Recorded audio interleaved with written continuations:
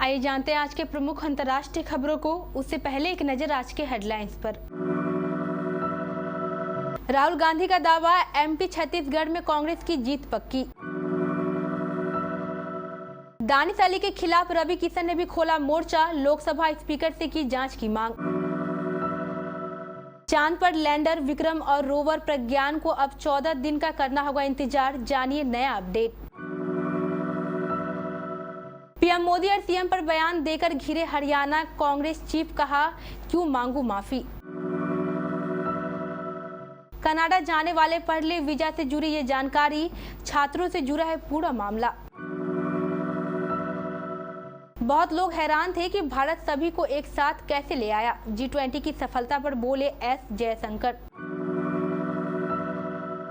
मौसम विभाग की ओर से आया बड़ा अपडेट, छत्तीसगढ़ में होने वाली है साइक्लोन की एंट्री। आज सोना चांदी की कीमत में हुआ बड़ा बदलाव, जाने ताजा भाव।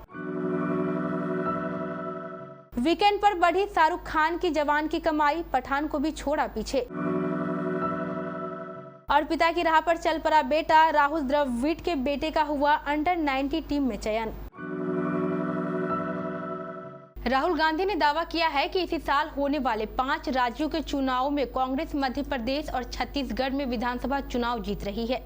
तेलंगाना जीत सकते हैं, राजस्थान में मुकाबला करीबी हो सकता है, लेकिन उन्हें यकीन है जीत कांग्रेस की ही होगी। राहुल गांधी रविवार को दिल्ली में एक मीडिया हाउस इवेंट में मौजूद थे, वहीं उन्होंने ये बात कही।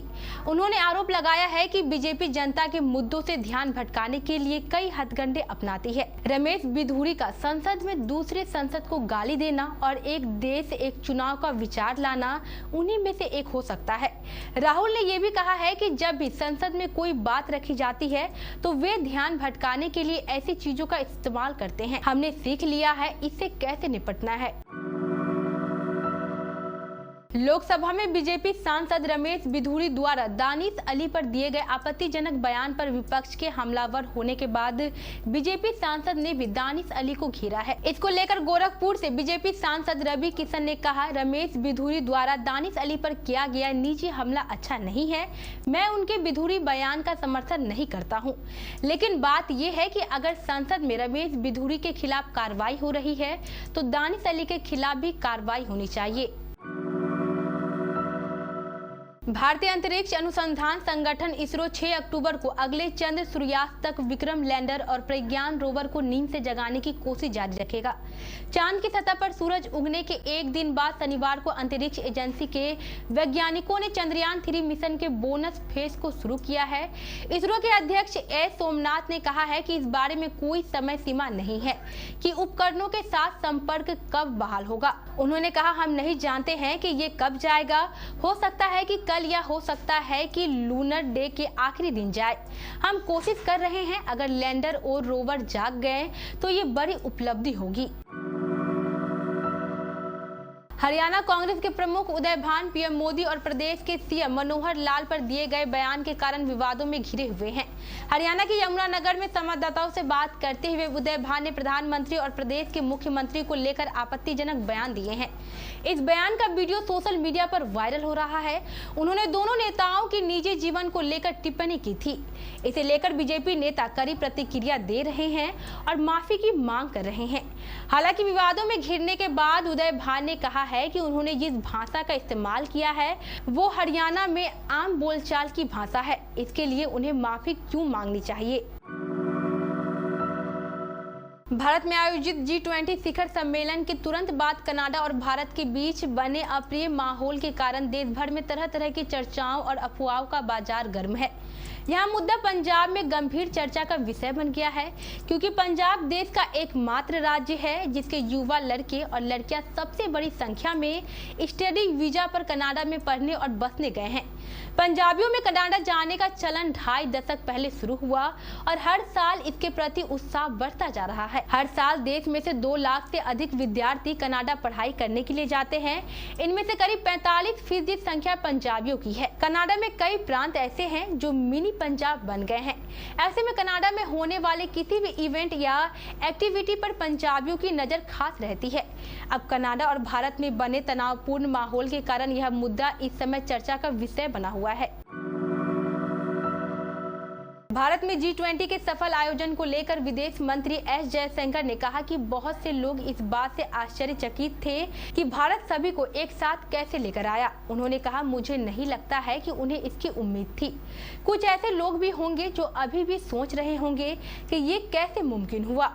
यहाँ गौर करने वाली बात यह है कि G20 शिखर सम्मेलन के समापन पर अपनाई गई नई दिल्ली घोषणा में सभी 83 पैराग्राफों पर सभी सदस्य देशों की 100% सहमति थी।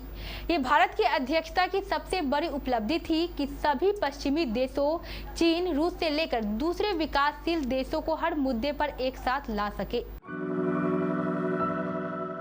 पिछले कुछ दिनों में मौसम में बदलाव आने के साथ ही रुक रुक कर लगातार बारिश हो रही है। आसमान में बादल मंडरा रहे हैं। मौसम विभाग ने 27 सितंबर तक येलो अलर्ट जारी किया है। कहीं कहीं भारी बारिश हो सकती है। इसके साथ प्रदेश में साइक्लोन की दस्तक को लेकर बड़ा अपडेट सामने आया है। संकेतों के अनुसार अक्टूबर के पहले सप्ताह में छत्तीसगढ़ में अच्छी बारिश की संभावना है और साइक्लोन का असर प्रदेश के कई जिलों में दिखेगा।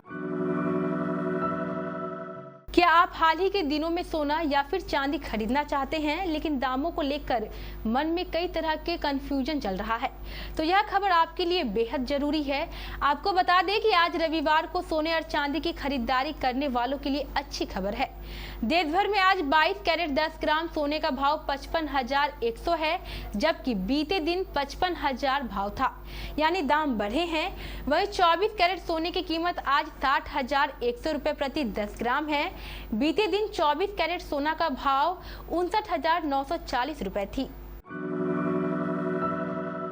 शाहरुख खान ने साल 2023 की शुरुआत में पठान के साथ अपने ब्लॉकबस्टर करियर की एक बार फिर से शुरुआत की थी। वहीं हाल ही में 7 सितंबर को रिलीज हुई जवान से भी पठान का रिकॉर्ड तोड़ने की उम्मीद लगाई जा रही थी। वहीं किंग खान फैंस की उम्मीदों पर खरे उतरे हैं। इतना ही नहीं, बॉक्स ऑफिस पर इन दिनों राज कर रही गदर 2 की भारत में कमाई को भी जवान ने पीछे छोड़ दिया है। वहीं दुनिया भर में 1000 करोड़ का आंकड़ा पार करने के लिए जवान पूरी तरह तैयार है। बॉक्स ऑफिस ट्रेकर सचनीक के शुरुआती आंकड़ों के अनुसार तीसरे शनिवार यानी 17वें दिन जवान ने 13 करोड़ का कलेक्शन किया है। इसके चलते भारत में शाहरुख खान की फिल्म का कलेक्शन 546.58 करोड़ हो गया है। भारतीय टीम अगले महीने से वर्ल्ड कप में हिस्सा लेने वाली है। उससे पहले हेड कोच राहुल द्रविड़ के नेतृत्व में टीम ऑस्ट्रेलिया से वनडे सीरीज खेल रही है। सीरीज के बीच राहुल द्रविड़ के लिए गुड न्यूज आई है। ये भारतीय टीम से नहीं बल्कि राहुल द्रविड़ के परिवार से जुड़ी है। चलिए हम आपको बताते हैं कि ऐसा क्या हुआ है। दिग्गज बल्लेबाज राहुल द्रविड़ का बेटा भी उनकी राह पर चल पड़ा है। समित द्रविड़ का विनू माकर ट्रॉफी के लिए कर्नाटक की अंडर 90 टीम में चयन हुआ है। यह अंडर 90 टूर्नामेंट 12 से 20 अक्टूबर तक हैदराबाद में आयोजित होने वाला है। कर्नाटक की कप्तानी धीरज जे गौड़ा करेंगे, जबकि ध्रुव प्रभाकर उनके डिप्टी होंगे।